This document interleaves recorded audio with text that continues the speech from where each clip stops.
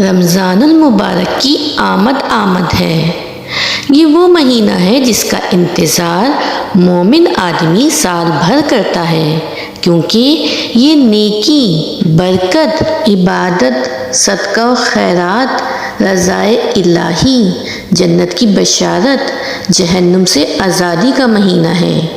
اس لیے ہم سب کو اللہ تعالیٰ کا شکر ادا کرنا چاہیے کہ اس نے ہمیں یہ مہینہ نصیب فرمایا، ایک ایسا مہینہ کہ جس کا ہر لمحہ قیمتی ہے، جس میں اللہ تعالیٰ جنت کے دروازے کھول دیتا ہے، جہنم کے دروازے بند کر دیتا ہے اور شیطان کو جکڑ دیتا ہے، ایک ایسا مہینہ کہ جس میں اللہ تعالیٰ سب سے زیادہ اپنے بندوں کو جہنم سے آزاد کرتا ہے، جس میں خصوصی طور پر بندہ مومن کی مغفرت کی جاتی ہے، اس کی توبہ اور دعائیں قبول کی جاتی ہیں۔ ماہ رمضان کی عظمت اور برکت کا اندازہ ہم اس بات سے لگا سکتے ہیں کہ یہی وہ مہینہ ہے جس میں قرآن نازل ہوا، جو اس ماہ مبارک کی فضیلت کے لیے کافی ہے۔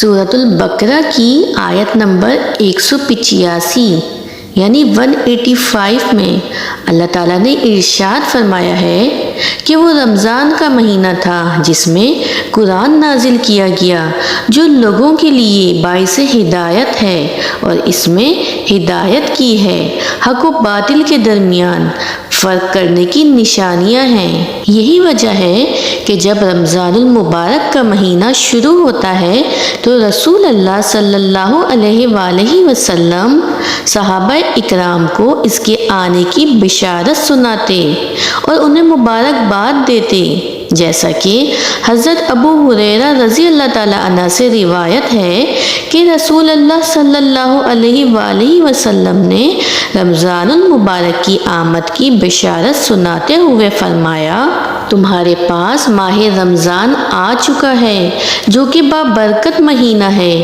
اللہ تعالیٰ نے تم پر اس کے روزے فرض کیے ہیں، اس میں جنت کے دروازے کھول دیے جاتے ہیں اور جہنم کے دروازے بند کر دیے جاتے ہیں، اور اس میں شیطان جکڑ دیے جاتے ہیں، اور اس میں اللہ کی ایک ایسی رات ہے جو 1000 مہینوں سے افضل ہے۔ جو شخص اس کی خیر سے محروم رہ گیا وہ دراصل محروم ہوتا ہے۔ اسی طرح ایک دوسری حدیث میں حضور صلی اللہ علیہ وآلہ وسلم نے فرمایا، بے شک اللہ تعالیٰ رمضان المبارک میں ہر دن اور ہر رات بہت سے لوگوں کو جہنم سے آزاد کرتا ہے، اور ہر دن اور ہر رات ہر مسلمان کی ایک دعا قبول کی جاتی ہے۔ ماہ رمضان کا پانا یقیناً کسی نعمت سے کم نہیں ہے، جس کا اندازہ ہم اس واقعے سے بخوبی لگا سکتے ہیں۔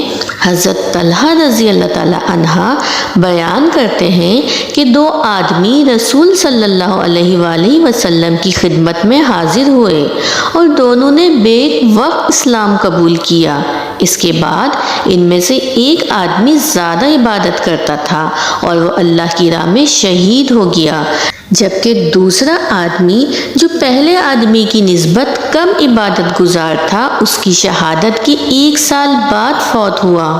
حضرت طلحہ رضی اللہ تعالیٰ عنہ فرماتے ہیں کہ میں نے خواب میں دیکھا کہ دوسرا آدمی شہادت پانے والے آدمی سے پہلے جنت میں داخل ہوا، اور جب صبح ہوئی تو میں نے یہ خواب لوگوں کو سنایا، جس پر انہوں نے تعجب کا اظہار کیا۔ چنانچہ رسول صلی اللہ علیہ وآلہ وسلم نے ارشاد فرمایا، کیا یہ دوسرا آدمی پہلے آدمی کے بعد 1 سال تک زندہ نہیں رہا، جس میں اس نے رمضان کا مہینہ پایا، اس کے روزے رکھے اور سال بھر اتنی نمازیں پڑھیں، تو ان دونوں کے درمیان جنت میں اتنا فاصلہ ہے جتنا زمین و آسمان کے درمیان ہے۔ لیکن کچھ ایسے بھی بد نصیب ہوتے ہیں جو اس عظیم الشان مہینے کو بھی یوں ہی ضائع کر کے اپنی آخرت خراب کر لیتے ہیں اور فرشتوں کی بد دعا کے مستحق بن جاتے ہیں۔ جب ہم یہ جان چکے ہیں کہ رمضان المبارک کتنا عظیم الشان اور خیر و برکت کا مہینہ ہے، تو پھر ذہن میں یہ سوال پیدا ہوتا ہے کہ ہم اس کے لیے کیسے تیاری کریں اور ہم اس کا استقبال کیسے کریں۔ تو یہاں پہ میں آپ کو بتاتی چلوں کہ جیسا کہ ابھی آپ نے سنا کہ یہ مہینہ کتنی عظمت و برکت والا ہے، تو سب سے پہلے اس کی عظمت کا احساس ہمارے دل میں ہو۔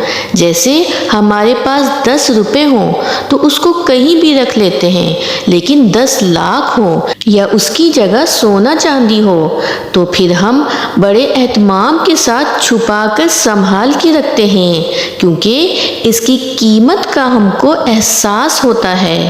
عام طور پر انسان کو اس نعمت کا احساس کم ہی ہوتا ہے جو حاصل ہو جائے۔ یہ مہینہ تقریباً ہمیں نعمت کے طور پر ہی ملا ہے، ورنہ بہت سے لوگ گزشتہ سال رمضان المبارک میں ہمارے ساتھ تھے مگر اب وہ ہمارے درمیان نہیں۔ کسی نابینا شخص سے پوچھئے بینائی کی قدر و قیمت۔ آنکھ رب العزت کی کتنی عظیم الشان نعمت ہے۔ اس سے مراد یہ ہے کہ ہم ابھی سے تیاری شروع کر دیں۔ ہم ہر نیک کام میں سوچتے ہیں کل سے شروع کریں گے اور پھر ہم ٹال مٹول کر دیتے ہیں۔ اللہ نے نیک کام کے متعلق حکم فرمایا ہے کہ نیک کام میں جلدی کرو۔ ہم سب سے پہلے اپنا عقیدہ درست کریں، پھر نماز کی پابندی شروع کر دیں، برائی اور گناہوں سے ہر حال میں بچنے کی کوشش کریں، اللہ سے توبہ اور استغفار کریں۔ تلاوت، ذکر و اذکار، عبادات، ان سب کا ہمیں پہلے سے ہی ٹائم ٹیبل سیٹ کر لینا چاہیے۔ اس کے علاوہ بندوں کے حقوق کی ادائیگی بھی رمضان میں بہت ضروری ہے، کیونکہ کینہ پرور لوگوں کی نیکیاں اللہ کے ہاں نہیں پہنچتی۔ نیز بہت سے لوگ ہمارے صدقہ و خیرات کے مستحق بھی ہوتے ہیں، جن کے پاس رمضان کے لیے راشن وغیرہ کا کوئی بندوبست نہیں ہوتا۔ ہم اگر رمضان المبارک سے پہلے ہی ان کی سحری و افطار کا انتظام کر دیں تو کتنا ہی بہتر ہوگا۔ ہمیں رمضان کا تصور مہمان سے کرنا چاہیے۔ ہم یہ تصور کریں کہ ہمارے گھر کوئی بڑا مہمان آنے والا ہے، اس کے لیے ہمیں تیاری کرنی ہوگی۔